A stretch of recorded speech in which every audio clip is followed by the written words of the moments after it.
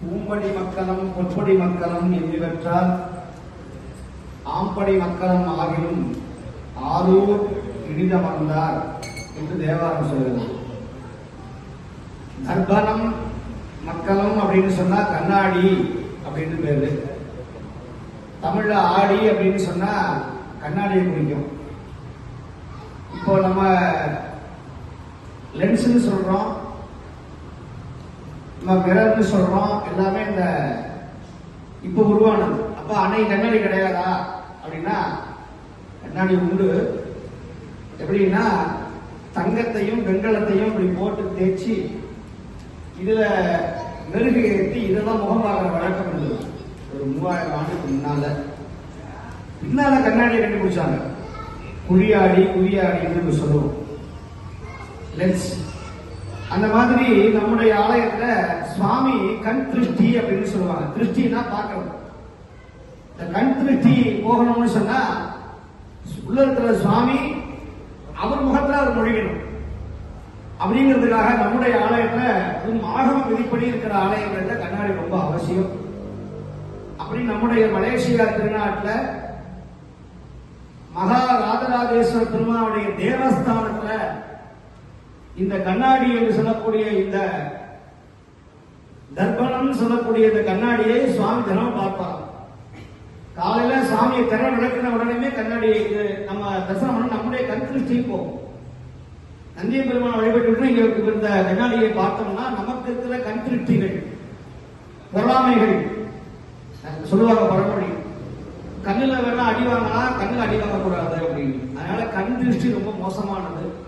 அந்த கண் திருஷ்டியை நீக்குவதற்காக இந்த கண்ணாடியை, இந்த தர்ப்பணத்தை இங்கே வைத்திருக்கிறார்கள்.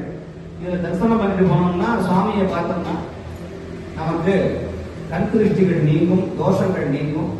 அப்பேற்பட்ட நம்முடைய தேவஸ்தானத்துல நான் அப்பவே சொன்னேன், மலேசியா திருவண்ணாமலையில என்னவெல்லாம் இருக்கிறதோ அதெல்லாம் இருக்கிற ஒரு ஆலயம் நம்முடைய தேவஸ்தானம். இனிமே இந்த ஆலயம் திருக்கோயில் கிடையாது, தேவஸ்தானம்னு எல்லாரும் சொல்லணும். நம்முடைய மகா ராஜராஜேஸ்வரர் தேவஸ்தானம் அப்படிங்கிற பட்டத்தை நம்முடைய திருக்கைலாய பரம்பரை ஆதீனமும் மலேசியா இந்து சங்கமும் மிக சிறப்பாக வழங்கியிருக்கிறார்கள். தேவஸ்தானம்னு சொன்னா சைவ ஆகமங்கள்ல எல்லா தகுதியும் இருக்கணும். அதிகார நந்தி, இந்த மாதிரி கண்ணாடி, பைரவர், அதே மாதிரி நம்முடைய அதிகார நந்தின்னு பேரு. நந்திய பெருமானுடைய வடிவமாக கைலாயத்தை விட வாசல் நிற்பாராம். அதனால இப்படி எல்லா ஆகமங்களும் இருக்கிற ஒரு தேவஸ்தானமாக நம்முடைய மலேசியா துக்குச்சப்பாறையில் இருந்து இருக்கிற மகா ராஜராஜேஸ்வர பெருமானுடைய தேவஸ்தானம் மிக சிறப்பாக இயங்கி வருகிறது. அன்பர்கள் இனிமேல் இது தேவஸ்தானம் அப்படின்னு சொல்லி இந்த கோயிலுக்கு வந்தா சகல தோஷங்களும் நிவர்த்தியாகும், சகல பாவங்களும் நிவர்த்தியாகும். எத்தனை கண் திருஷ்டி வந்தாலும், எத்தனை தோஷங்கள் இருந்தாலும், பிள்ளை சூன்யமாக இருந்தாலும் இந்த பைரவரை தரிசனம் பண்ணா போதும். அது இல்லாம சரபேஸ்வர மூர்த்தியும் புதுசாக சரபேஸ்வரர் பிருத்தியங்கரா சமேத சர்வேஸ்வர மூர்த்தியுடைய 50 விக்கிரகமும் வருகிறது. அதுபோல கபால மாலை சுவாமிக்கு சிவராத்திரி அன்னைக்கு மண்டை ஓடு கபால மாலை சுவாமிக்கு சாத்தப்படுகிறது.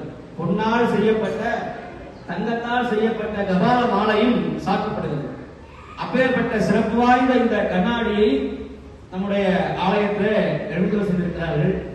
நம்முடைய திருப்பேரூர் அகசியர் ஆசிரமம் கோவை அனுதாபி என்று சொல்லக்கூடிய புண்ணிய தலத்திலே நம்முடைய சுவாமிகள் சித்தர்கள்